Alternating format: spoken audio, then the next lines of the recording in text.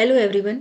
Youth power academy में daily हम लोग आपके लिए करंट अफेयर्स की वीडियो लेके आते हैं, जिसमें डेली आपके यूपीएससी और अदर कॉम्पिटिटिव सर्विसेज में जो भी क्वेश्चन पूछे जाते हैं और उसी के अकॉर्डिंग हमने इसे सिलेबस को देखते हुए जीएस पेपर 1, पेपर 2, पेपर 3 के हिसाब से डिवाइड किया है। और जो भी इम्पोर्टेंट एस्पेक्ट रहते हैं, जैसे आर्ट, हिस्ट्री, कल्चर का, हेल्थ, एजुकेशन का, पॉलिटी से रिलेटेड, इकोनॉमिक्स का, स्पोर्ट्स का, साइंस टेक्नोलॉजी का, एनवायरनमेंट का, तो सब हम आपका एक कवर करने की कोशिश करते हैं। तो 8 नवंबर में आज हम स्टार्ट करेंगे करंट अफेयर्स क्लास। और इसके पहले आप यूट्यूब चैनल पे हमारे चैनल को जाके लाइक करिए, सब्सक्राइब करिए। टेलीग्राम पे आप हमारे चैनल से जुड़िए ताकि आपको डेली करंट अफेयर्स का जो पीडीएफ मटेरियल है वो मिल सके। और साथ ही साथ हमारे क्विज भी आते हैं जो कि आपके एग्जामिनेशन के लिए काफ़ी बेनिफिशियल हैं। तो आप उनको पढ़िए, उनको अटेम्प्ट करिए। इसके अलावा यूट्यूब पे भी हमारे शॉर्ट्स आते हैं क्विज से रिलेटेड 5 डेली, और उनसे भी आपको काफ़ी हेल्प मिलेगी आपके आने वाले एग्जामिनेशंस में। तो ज़्यादा से ज़्यादा हमसे जुड़िए। और हमारी मंथली मैगजीन की एक सीरीज़ है। इसके अलावा एग्जामिनेशन में एंड टाइम में रिवीजन के लिए हमारी फटाफट सीरीज़ है। तो अगर आप चाहते हैं इन मैगजीन्स को पढ़ना, और आपको पढ़ना चाहिए क्योंकि ये मैगजीन्स बहुत ही अच्छी हैं, गुड क्वालिटी मटेरियल है जो कि काफ़ी डिफरेंट तरीके से आपका करंट अफेयर्स प्रिपेयर करा रहा है। और अगर आप एक कंटिन्यूएशन में पढ़ते रहेंगे डेली, तो आप खुद महसूस करेंगे कि आपके एग्जामिनेशन में क्वेश्चन जो है उनका सही होने का चांस काफ़ी बढ़ जाएगा। तो उसमें आपको गूगल फॉर्म का लिंक है, उसको आप सबमिट करिए फॉर्म को फिल करके, और फिर आपको फरवरी से लेके अक्टूबर मंथ का जो भी मंथली मैगजीन है वो आपको प्रोवाइड कराया जाएगा। तो सबसे पहले हम जीएस पेपर 1 की बात करें तो वंदे मातरम के 150 ईयर्स हुए हैं। तो इसको देखते हुए काफ़ी सारे सेलिब्रेशन हुए, उसका हिस्ट्री सिग्निफिकेंस हम एक बार फिर से रिवीजन कर लेंगे। इसके पहले भी ये लगातार पिछले 2-3 दिनों से न्यूज़ में बना हुआ है। सेकंड है बुद्धा रिलिक्स एक्सपोजिशन इन भूटान। बुद्धा रिलिक्स को भेजा गया है भूटान में भारत की तरफ से। इसके अलावा 56 international film festival of India, national social assistance programme. फिर सुप्रीम कोर्ट का ऑर्डर आया है रिमूवल का स्ट्रे डॉग्स का फ्रॉम पब्लिक स्पेसेस। हाल फिलहाल के दिनों में बहुत सारी ऐसी घटनाएं हुई हैं जिनमें कि अ, जो डॉग्स हैं उन्होंने लोगों को काटा है और उसकी वजह से काफ़ी प्रॉब्लम्स हुई हैं। बीच में सुप्रीम कोर्ट ने डायरेक्ट किया था दिल्ली में हटाने के लिए, तो उसका विरोध हुआ था। उसके बाद जो है उसको फिर हटा दिया गया था। और फिर से चूँकि ये समस्या काफ़ी गंभीर है, काफ़ी बढ़ गई है, तो इसको लेके अलग तरीके से गाइडलाइंस जारी किया गया है। फिर सुप्रीम कोर्ट ने लॉ कमीशन को रिव्यू करने को कहा है प्रॉपर्टी लॉज, क्योंकि जो प्रॉपर्टी लॉज है काफ़ी पुराने हैं, ब्रिटिशर्स के टाइम के हैं। तो इनको रिवीजन करने के लिए बोला गया है, जिससे जो डिस्प्यूट्स हैं उनमें कमी आए और उनको प्रॉपर तरीके से हैंडल किया जा सके। फिर इकोनॉमी एग्रीकल्चर की अगर हम बात कर लें तो मेट्रो कनेक्टिविटी और अर्बन इंफ्रास्ट्रक्चर डेवलपमेंट। इसके अलावा semiconductor project in riverine and riverine terminal in Assam, ये आपके एग्जामिनेशन के लिए इम्पोर्टेंट होने वाला है। फिर इंफ्रास्ट्रक्चर प्रोजेक्ट से रिलेटेड एक आर्टिकल है। ज्योग्राफी एनवायरनमेंट में COP30 और क्लाइमेट चेंज चैलेंजेस। इसके अलावा गंगा उत्सव का 9th एडिशन सेलिब्रेशन हुआ है, ये हम देख लेंगे। फिर अब्राहम अकॉर्ड, कजाकिस्तान इसको ज्वाइन करेगा, तो ये क्या है इसे हम थोड़ा समझने की कोशिश करेंगे। साइंस टेक्नोलॉजी में अगर हम देखें तो एक फिजिसिस्ट थे नरेश दाधीच, इनकी मृत्यु हुआ है। और इसके अलावा brain mapping cell development humans और मैमल्स में। लास्ट में स्पोर्ट्स की अगर हम बात कर लें तो भारत के 91st ग्रैंड मास्टर बने हैं राहुल, उन्होंने एशियन चैंपियनशिप जीता। और इसके अलावा हॉकी इंडिया के 100 साल जो है वो पूरे हो गए हैं, तो उसमें जो सेलिब्रेशंस हो रहे हैं ये सारे आपके आज के इम्पोर्टेंट न्यूज़ आर्टिकल्स हैं। तो अब इनके कुछ का हम डिटेल में चलिए डिस्कशन स्टार्ट करते हैं।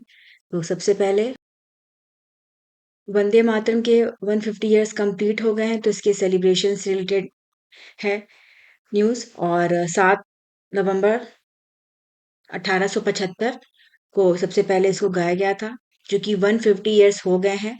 तो आज की डेट में 7th को तो प्रधानमंत्री मोदी जी ने जो है वो इसका इनॉग्रेशन इनॉग्रेशन किया और 1 साल ये 150th एनिवर्सरी जो है वो मनाई जाएगी। और यहाँ पे प्रधानमंत्री जी ने कहा कि ये न सिर्फ एक सॉन्ग है बल्कि ये भारत की आत्मा का एक्सप्रेशन है। और इन्होंने इसको बोला कि एक मंत्र है, एक एनर्जी है, एक ड्रीम है, जो कि भारतीयों के का जो आइडिया है भारत का उसको दर्शाता है। और इन्होंने कहा है कि ये जो सॉन्ग है इसने हिस्ट्री में भी बहुत इंस्पायर किया है लोगों को और भविष्य में भी आने वाले टाइम में भी इससे लोग जो है वो प्रभावित होते रहेंगे और इससे प्रेरणा लेते रहेंगे। और इस मौके पे लॉन्च किया गया स्टैम्प और कॉइन और इसके अलावा एक पोर्टल का भी लॉन्च हुआ जिसका कि नाम दिया गया है वंदे मातरम 150 डॉट इन। और यहाँ पे जो सिटीजन्स हैं कोई भी अपने वीडियोस को अपलोड कर सकता है नेशनल सॉन्ग को गाते हुए और उसे सर्टिफिकेट प्रोवाइड किया जाएगा। वंदे मातरम की हम बात करें तो इसको लिखा था बंगाली में और संस्कृत में बंकिम चंद्र चट्टोपाध्याय ने और ये पब्लिश हुआ था उनकी नॉवेल आनंद मठ में 1882 में। भारत के इंडिपेंडेंस मूवमेंट में इसका एक सिग्निफिकेंट रोल रहा है और स्वदेशी मूवमेंट को बढ़ावा देने में इसने एक अहम भूमिका निभाई। इसको रविंद्रनाथ टैगोर के द्वारा जो है 1896 में इंडियन कांग्रेस सेशन में इसको सबसे पहले गाया गया था।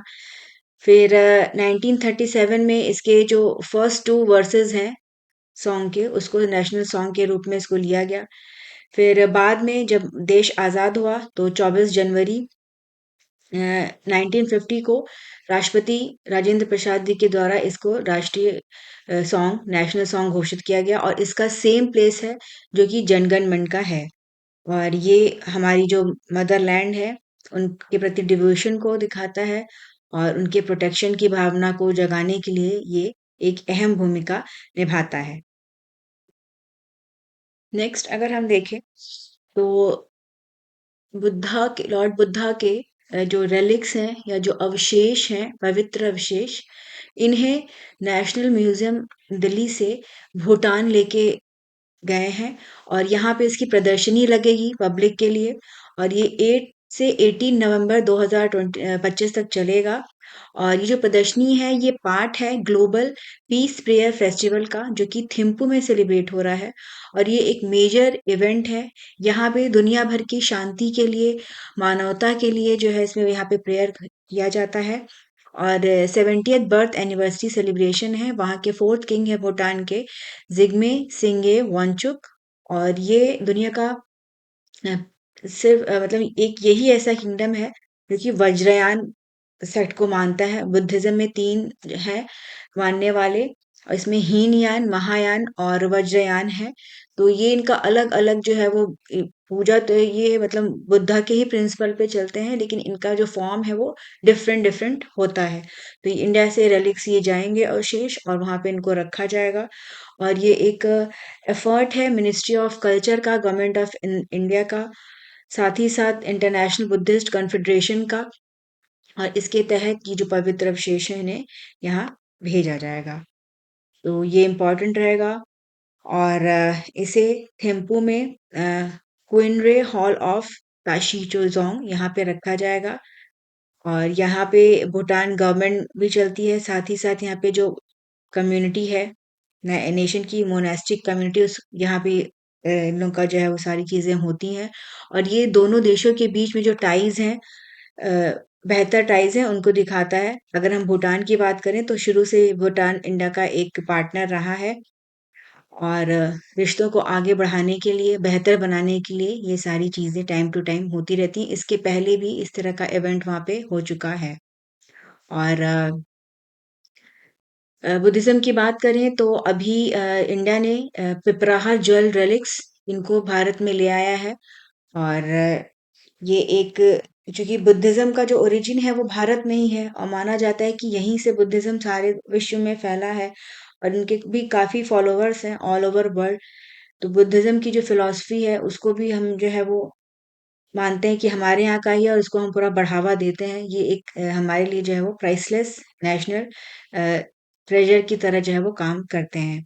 भूटान अ, दुनिया का ओनली वज्रयान ट्रेडिशन को फॉलो करने वाला किंगडम है। तो ये सारी चीज़ें आपके एग्ज़ामिनेशन के लिए भी इम्पोर्टेंट रहेंगी। फिर इंटरनेशनल फ़िल्म फेस्टिवल जो है वो आपका 52nd एडिशन इसका गोवा में होगा फ्रॉम 20th टू 28 नवंबर। और इसमें 240 फ़िल्म्स से ज़्यादा फ़िल्म्स को दिखाया जाएगा। ये एक प्रीमियर फेस्टिवल है, यहाँ पे हर साल जो है वो विश्व भर से जो फ़िल्में हैं उनको दिखाने का काम होता है, बढ़ावा देने के लिए फ़िल्म इंडस्ट्री को इंडिया में। और इस साल की अगर हम बात करें तो यहाँ पे नारी शक्ति को प्रमोट करना जाएगा और इसके लिए 50 वुमेन डायरेक्टर्स को जो है वो इसमें इंक्लूड किया गया है। उनकी मूवीज़ को यहाँ पे दिखाया जाएगा। कल्चरल इवेंट होगा ये, एक वाइब्रेंट समिट होती है और यहाँ पे म्यूजिक, कल्चर, डांस ये सारे प्रोग्राम्स होते हैं, मूवीज दिखाई जाती हैं। जो ओपनिंग फिल्म रहेगी यहाँ पे, ये एक ब्राजीलियन फिल्म है और इसका नाम है द ब्लू ट्रेल। ये एक साइंटिफिक फिल्म है, फैंटेसी फीचर है। इसमें एक 75 ईयर ओल्ड वुमेन के बारे में दिखाया गया है कि कैसे वो अमेज़न के जंगलों में होती हैं। और इसके अलावा इस बार का जो कंट्री थीम है वो जापान है, तो जापान में के बारे में यहाँ पे फोकस रहेगा। और इसके अलावा यहाँ पे पार्टनर कंट्री है स्पेन और स्पॉटलाइट कंट्री है Australia. International film festival of India की बात करें तो ये 1952 में शुरू हुआ था और ये एशिया का ओल्डेस्ट फिल्म फेस्टिवल है। तो ये आप इसको याद रखिएगा। और इसमें आईसीएफटी यूनेस्को गांधी मेडल दिया जाता है। और ये आपका यूनेस्को और international council for film, television and audio visual communication, इनके द्वारा ये दिया जाता है। इसमें फिल्म को प्रमोट किया जाता है, ऐसी फिल्मों को जो कि पीस और नॉन वायलेंस को बढ़ावा देती है। Next, national social assistance programme पे एक अच्छा न्यूज़ आर्टिकल है। और ये इंट्रोड्यूस हुआ 15 अगस्त 1995 को। इसके तहत जो सेंट्रल गवर्नमेंट है वो आर्थिक सहायता प्रोवाइड करती है ऐसे लोगों को जो बिलो पॉवर्टी लाइन है। और ये इम्प्लीमेंट होता है मिनिस्ट्री ऑफ रूरल डेवलपमेंट के द्वारा। और इसके तहत जो है वो रूरल और अर्बन एरियाज में प्रोग्राम चलाए जाते हैं। और गरीबी उन्मूलन हमारा एक डायरेक्टिव प्रिंसिपल भी है जो कि हमारे संविधान में है। और इसके तहत ओल्ड एज जो लोग हैं, बूढ़े बुजुर्ग लोग, विधवा, डिसेबल्ड पर्सन, इनको बेनिफिट प्रोवाइड किए जाते हैं। साथ ही साथ फूड सिक्योरिटी भी इसके में आता है। और इसमें जो बेनिफिशरीज हैं उनको डिफरेंट चीज़ें प्रोवाइड की जाती हैं ताकि वो एक बेहतर जीवन जी सकें। सोशल असिस्टेंस प्रोग्राम की बात करें तो लगभग 3.09 करोड़ बेनिफिशियरी हैं इनका इनके। और कई सारी पेंशन स्कीम है, जैसे Indira Gandhi national old age pension scheme है। इसके तहत 221 लाख जो बूढ़े लोग हैं उनको पेंशन प्रोवाइड की जाती है। इसके अलावा 67 लाख लोगों को Indira Gandhi national window pension scheme के तहत बेनिफिट प्रोवाइड किया जाता है। डिसेबल्ड लोगों को Indira Gandhi national disability pension scheme के तहत जो है वो पैसे दिए जाते हैं। और 3.15 लाख जो है वो नेशनल फैमिली बेनिफिट स्कीम का लाभ उठा रहे हैं। तो जो नेशनल सोशल असिस्टेंस प्रोग्राम है, अभी फिलहाल इसमें 5 सब स्कीम है और इसके कंपोनेंट हैं, जैसे कि Indira Gandhi national old age pension scheme, Indira Gandhi national window pension scheme, Indira Gandhi national disability pension scheme, national family benefit scheme और अन्नपूर्णा स्कीम। तो ये स्कीम्स के नाम देखे और किससे रिलेटेड है ये आपके अंदर एग्जामिनेशन में पूछा जा सकता है। और क्या-क्या कैटेगरीज हैं, कितने पैसे दिए जाते हैं, ये भी आपके एग्जामिनेशन में आता है। तो इसको आपको याद रखना होगा कि जैसे जो ओल्ड एज पेंशन स्कीम है उसमें जो है वो 60 ईयर्स प्लस को बेनिफिट दिया जाता है, 200 रुपये पर मंथ दिए जाते हैं। 80 प्लस के लोगों को 500 पर मंथ दिए जाते हैं। विडोज को 300 पर मंथ दिए जाते हैं, जो कि 40 to 79 ईयर्स की हैं। और फिर 80 प्लस होने पे उनको भी 500 दिया जाता है। जो फैमिली बेनिफिट स्कीम है उसके तहत जो है वो 20,000 लमसम असिस्टेंस प्रोवाइड किया जाता है बीपीएल फैमिलीज को। और जैसे उनके यहाँ जो जो मेन कमाने वाला व्यक्ति है जिसकी वजह से पूरा घर का खर्च चल रहा है उसकी मृत्यु होने पर। तो इस तरह से जो जो हमारी पेंशन स्कीम है या जो हमारे सोशल असिस्टेंस प्रोग्राम है, वो इंडिया में सोशल सिक्योरिटी सिस्टम बनाने का काम करते हैं। तो ये सारे एस्पेक्ट आपके एग्जामिनेशन में आ सकते हैं। फिर नेक्स्ट अगर हम देखें तो सुप्रीम कोर्ट ने स्ट्रे डॉग्स जो आवारा पशु हैं और आवारा को जो कुत्ते हैं उनके रिमूवल के लिए डायरेक्शन दिया है। और बढ़ गए हैं बहुत सारे इंसिडेंट घटनाएं ऐसी में जो है वो डॉग बाइट्स देखने को मिल रहे हैं। जो आवारा कुत्ते हैं ये लोगों को काट रहे हैं और इसकी वजह से परेशानी काफी बढ़ गई है। तो सुप्रीम कोर्ट ने कहा है कि इमीडिएटली जो स्ट्रे डॉग्स हैं इनको हटाया जाए और इसमें स्पेसिफाई किया है कि educational institutions, hospitals, sports complexes, bus stand और रेलवे स्टेशन और यहाँ से इनको ले जाके दूसरे सेंटर्स पे जो है वो रीलोकेट किया जाए। और एनिमल बर्थ कंट्रोल रूल्स हैं 2023 के तहत। इसमें ये भी बोला गया है कि इनको स्टरलाइज किया जाए, वैक्सीनेशन किया जाए। और बेंच थी जस्टिस विक्रमनाथ, संदीप मेहता की और एनवी अंजारिया। तो इन्होंने स्पेसिफिकली डायरेक्ट किया कि इन्हें उसी लोकेलिटी में नहीं वापस छोड़ना होगा। और इसका उद्देश्य है कि जो डॉग्स हैं उनको एक सेफली हटा के उन्हें भी वैक्सीन किया जा सके और इंसानों को भी जो है उनसे प्रोटेक्ट किया जा सके। और जो भी लोकल बॉडीज हैं, म्युनिसिपल अथॉरिटीज जो है वो इनको जल्द से जल्द इसको काम करना होगा और इन्हें 8 हफ्तों के भीतर अपनी रिपोर्ट देनी होगी।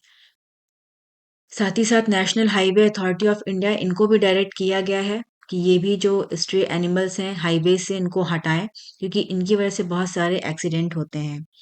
और इसमें रेफरेंस दिया गया है कि अ, जो एनिमल बर्थ कंट्रोल रूल है 2023 का, इसको ये नोटिफाई हुआ था under prevention of cruelty to animals act. तो एनिमल्स के अगेंस्ट भी किसी प्रकार का जो है वो क्रुएल्टी ना हो।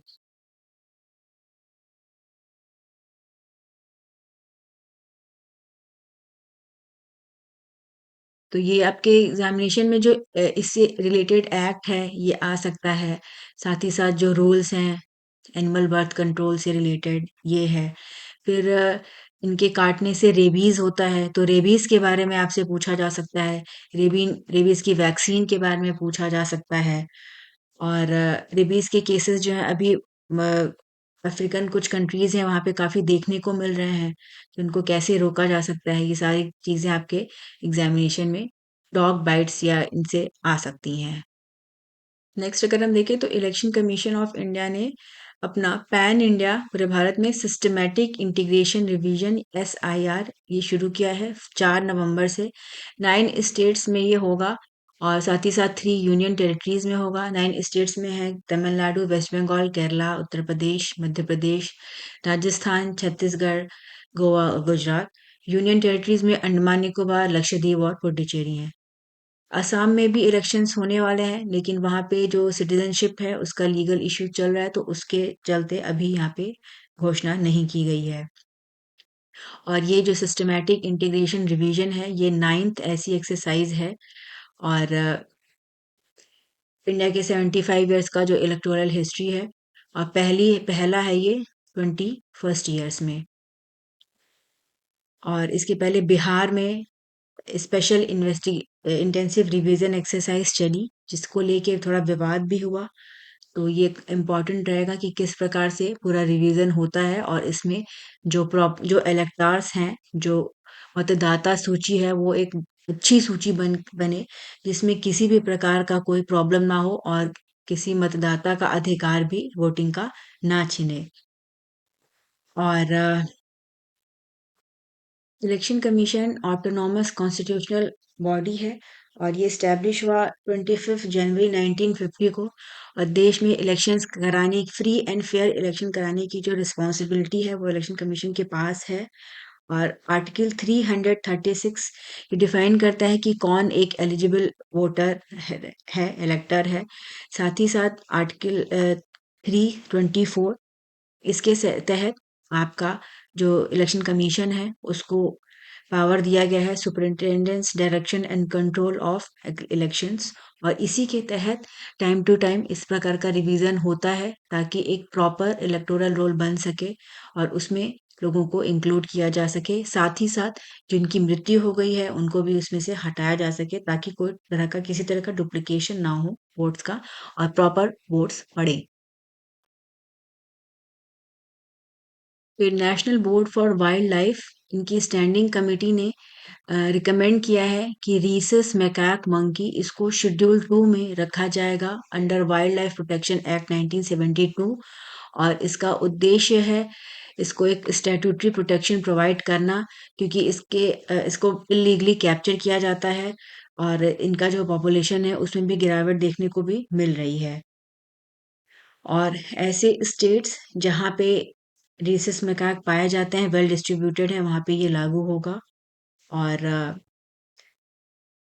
इनकी पैनल की मीटिंग हुई 29 अक्टूबर को, और इसमें कंसीडर किया कि क्या इसको जो है वो फिर से वापस से इसमें रखा जाए, क्योंकि एक स्टैट्यूटरी प्रोविजन में होने के बाद से फिर इसका जो मेंटेनेंस है वो आसान हो जाएगा और इनको प्रॉपर तरीके से प्रोटेक्ट भी किया जा सकेगा। तो इस मीटिंग में 6 स्टेट्स हैं, जैसे कि मध्य प्रदेश, गुजरात, उत्तराखंड, वेस्ट बंगाल, हिमाचल प्रदेश। इन्होंने सपोर्ट किया कि इसको प्रोटेक्शन प्रोवाइड करना चाहिए अगेंस्ट क्रुएल्टी और इकोलॉजिकल रीजंस की वजह से इसको रखना चाहिए शेड्यूल 2 में। बाकी कुछ ऐसे भी स्टेट्स हैं जैसे असम, राजस्थान, उत्तर प्रदेश, पंजाब, जम्मू कश्मीर। तो इन्होंने कहा कि ऐसा बहुत कोई ऐसा खतरा नहीं है इसके स्टेटस पे, और जिसकी मैनेजमेंट है उसको करने में प्रॉब्लम होगी। तो अभी इस फिलहाल ये पोजीशन है कि इसको रिकमेंड किया गया है स्टैंडिंग कमेटी के द्वारा। और रीसस मेकाक जो है वो एक स्पीशीज है मंकी का, क्योंकि साउथ सेंट्रल और साउथ ईस्ट एशिया में पाया जाता है और ये ह्यूमन सेटलमेंट के पास ही रहते हैं। और इसको थ्रेट है इसके हैबिटेट लॉस की वजह से, ह्यूमन के साथ कॉन्फ्लिक्ट की वजह से। साथ ही साथ इन पे रिसर्च होता है, इनका ट्रेड होता है, तो इलीगली इनको कैप्चर किया जाता है। तो अगर ये वाइल्ड लाइफ प्रोटेक्शन एक्ट में आ जाएंगे तो इनके पॉपुलेशन के लिए जो है वो बेहतर रहेगा। फिर चाइना ने अपना न्यू एयरक्राफ्ट कैरियर फूजियान इसको लॉन्च किया। इनका थर्ड एयरक्राफ्ट कैरियर है और ये पहला है जो कि डिजाइन्ड है और बिल्ड है डोमेस्टिकली पूरी तरह से।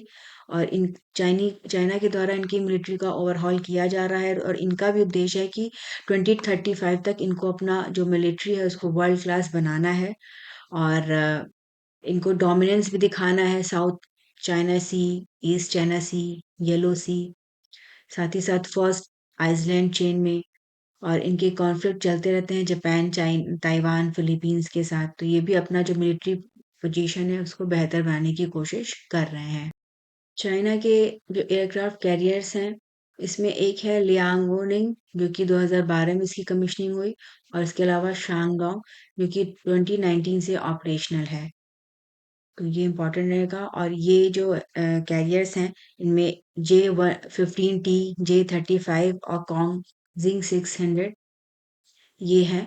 तो इनके जो नाम है वो आपके एग्जामिनेशन में इम्पोर्टेंट रहेगा। इस बार यूपीएससी के एग्जाम में जो है वो डिफरेंट डिफरेंट वॉरफेयर में जो चीज़ें यूज होती हैं उनको पूछा गया था, तो आप इसको याद रखिएगा।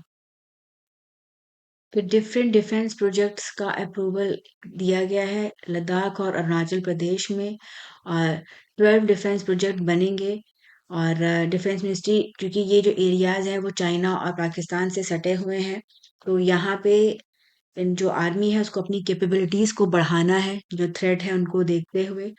और इसमें ये जो प्रोजेक्ट है इसमें एक ट्रेनिंग नोड बनेगा है तारा, और एक आर्टिलरी बैटरी बनेगी। उसके अलावा एम्यूनिशन स्टोरेज फैसिलिटीज बनेंगे। ब्रिगेड हेडक्वार्टर बनेगा चूसुल में, लेह में। और इसके अलावा जो है वो बॉर्डर आउटपोस्ट बनेंगे इंडो तिब्बतन के एट काजी लांगार नियर डेप्सांग में। तो ये जो चीजें हैं ये इम्पोर्टेंट रहेंगे। और इसके अलावा अ, अरुणाचल प्रदेश का eagle nest wild life sanctuary है, तो यहाँ पे भी एक ब्रिगेड बनेगा पिंजौली ब्रिगेड, जो कि बालीपारा चारद्वार तवांग रोड में आता है। तो इनका चूँकि ये ऐसे एरियाज़ हैं जो कहीं न कहीं जो है वो वाइल्ड लाइफ सेंचुरी और इनसे जुड़े हुए हैं, तो यहाँ पे अप्रूवल लेना इम्पोर्टेंट हो जाता है national board for wild life का, क्योंकि इनमें क्या इनके इकोलॉजिकल इम्पैक्ट हो सकते हैं, उनको भी देखना ज़रूरी है। और ये अगर इंफ्रास्ट्रक्चर भी हमारा बढ़ाना ज़रूरी है, क्योंकि चाइना के द्वारा 2020 में जो है वो गलवान में क्लैश हुए, तो अपनी स्थिति को और बेहतर बनाने के लिए ज़रूरी है कि इस तरह के एस्टेब्लिशमेंट जो है वो उनको बनाया जाए। और इनके लिए लैंड एरियाज़ की ज़रूरत पड़ेगी, तो इन्हें हमें कहीं न कहीं से एक्वायर करना पड़ेगा, जो हमारे की इकोलॉजिकल एरियाज़ हैं। और इसमें अब जैसे चांगथांग वाइल्ड लाइफ सेंचुरी की बात की गई है, इसमें बहुत सारी इम्पोर्टेंट स्पीशीज़ हैं, जैसे कि तिब्बतन पोस, याक, स्नो लेपर्ड। इसके अलावा काराकोरम वाइल्ड लाइफ सेंचुरी, यहाँ पे तिब्बतन एंटीलोप्स पाए जाते हैं। तो ये जो चीज़ें हैं, ये भी आपके एग्ज़ामिनेशन में इम्पोर्टेंट रहेंगी कि कहाँ पे हैं। फिर union housing and urban affairs minister हैं, इन्होंने अनाउंस किया कि 18वां अर्बन मोबिलिटी इंडिया कॉन्फ्रेंस और एक्सपो हुआ 2025 गुरुग्राम में। और यहाँ पे बताया कि जो भारत है इसकी थर्ड रैंक है ग्लोबली मेट्रो कनेक्टिविटी में, और जो नेटवर्क है उसको और बढ़ाया जा रहा है, और जो अर्बन इंफ्रास्ट्रक्चर है उसको बेहतर बनाया जा रहा है, क्योंकि आगे आने वाले टाइम में जो मोबिलिटी है वो एक बहुत प्रॉब्लम करेगा। तो किस प्रकार से चीज़ों को डेवलप किया जाए, इंट्रोड्यूस करने की बात हो रही है कि हमें पॉड टैक्सीज़, एयर टैक्सीज़, साथ ही साथ रोपवे ट्रांसपोर्ट सिस्टम को भी बेहतर बनाना होगा, ताकि अल्टरनेट मेथड जो प्रोवाइड किया जा सके ट्रांसपोर्टेशन में। अगर आप देखिए तो अभी जो मेट्रो सिटीज़ हैं वहाँ पे काफ़ी रश रहता है सड़कों पे, और उसकी वज़ह से बहुत सारी प्रॉब्लम्स होती हैं। तो हमें पब्लिक मीन्स ऑफ ट्रांसपोर्ट को भी बढ़ावा देना है, ताकि साथ ही साथ डिफरेंट मोड्स ऑफ ट्रांसपोर्टेशन इन्हें भी बढ़ावा देना है, कि आने वाले फ्यूचर में चूँकि कनेक्टिविटी बहुत इम्पोर्टेंट है, और उसमें अगर एक टाइमली कोई व्यक्ति पहुँचता है कहीं पे भी, तो उसका एक इम्पोर्टेंट रोल है। तो जो ट्रांसपोर्टेशन फैसिलिटी है उसको बेहतर बनाना है, और पब्लिक ट्रांसपोर्ट सिस्टम जितना अच्छा रहेगा, जितनी अच्छी क्वालिटी का रहेगा, उतना ही बेहतर हमारा डेवलपमेंट होगा। और इससे जो है वो अगर पब्लिक ज़्यादा से ज़्यादा ऐसे सिस्टम्स का यूज़ करती है, तो पॉल्यूशन में भी कमी आएगी, तो इसका एक ओवरऑल अच्छा इम्पैक्ट पड़ेगा। नेक्स्ट इम्पोर्टेंट है हमारा inland waterways authority of India. ये आता है ministry of ports, shipping and waterways के अंतर्गत, और इसके ने जो है वो 2 सिग्निफिकेंट माइलस्टोन अचीव कर लिए हैं। और अ, इंडिया का इनलैंड वाटर ट्रांसपोर्ट इकोसिस्टम, ये जल मार्ग विकास प्रोजेक्ट है और नेशनल वाटरवे वन। तो इसमें 2 चीज़ें बनी हैं। पहला है कलवा घाट इंटरमोडल टर्मिनल इन बिहार, और इसको सक्सेसफुली जो है वो हैंड ओवर किया गया summit alliance port east gateway India private limited को ऑपरेशंस और मेंटेनेंस के लिए। और ये पूरा कार्गो को देखने का काम करेगा, रख-रखाव देखने का।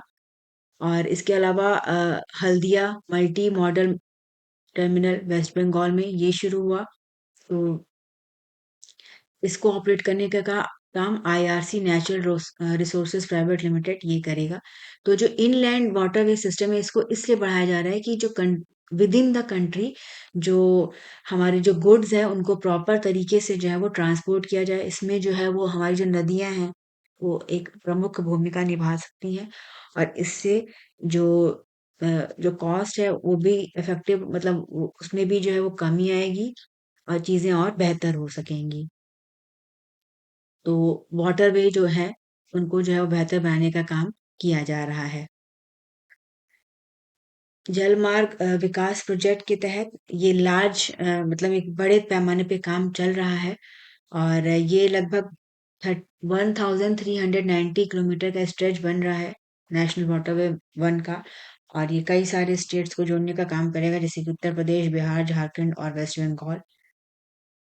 और इसमें public private partnership based models हैं ये। तो इनके तहत जो है वो गवर्नमेंट और प्राइवेट जो प्लेयर्स होते हैं मिल के काम कर रहे हैं, ताकि बेहतर इनको बनाया जा सके, ये एफिशिएंट रहे, और साथ ही साथ जो लॉजिस्टिक इकोसिस्टम है वो बेहतर बने। इंटरनेशनल न्यूज़ में देखें तो कजाकिस्तान अब्राहम अकॉर्ड ज्वाइन करेगा, और ये इसकी इन्होंने घोषणा किया है। अब्राहम अकॉर्ड की अगर हम देखें तो ये शुरू हुआ था 2020 में और इसका उद्देश्य है इज़राइल और जो अरब नेशंस हैं उनके बीच जो रिलेशंस हैं उनको नॉर्मलाइज़ करना। और कज़ाकिस्तान की अगर हम बात करें तो इसके इज़राइल के साथ जो है वो 1992 से ही जो है वो डिप्लोमेटिक रिलेशंस रहे हैं। तो ये एक मेजर स्टेप है जिसके तहत जो पूरी दुनिया में जो कॉन्फ्लिक्ट हो रहा है उसको रोकने में जो है ये कारगर साबित हो सकता है और जो रिश्ते हैं कंट्रीज के बीच में उनको और भी बेहतर बनाया जा सकता है। लास्ट में अगर हम स्पोर्ट्स देखें तो इसमें राहुल हैं, इन्हें एशियन चैंपियनशिप जीतने पर इंडिया का 91st ग्रैंड मास्टर बनाया गया है। ग्रैंड मास्टर टाइटल की बात करें तो इसको फिडे के द्वारा जो है वो दिया जाता है। फिडे का मतलब है फेडरेशन इंटरनेशनल डेस एक्स और ये एक वर्ल्ड चेस ऑर्गेनाइजेशन है।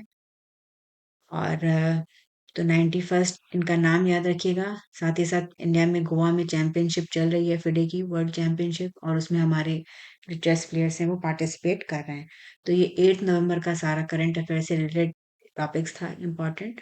और बाकी पीडीएफ मटेरियल आप हमारे टेलीग्राम चैनल पे जाके ले सकते हैं, उसको ज्वाइन करिए और ये आपके एग्जामिनेशन के लिए बहुत बेनिफिशियल रहेगा। ज़्यादा से ज़्यादा यूट्यूब चैनल को लाइक करिए और सब्सक्राइब करिए।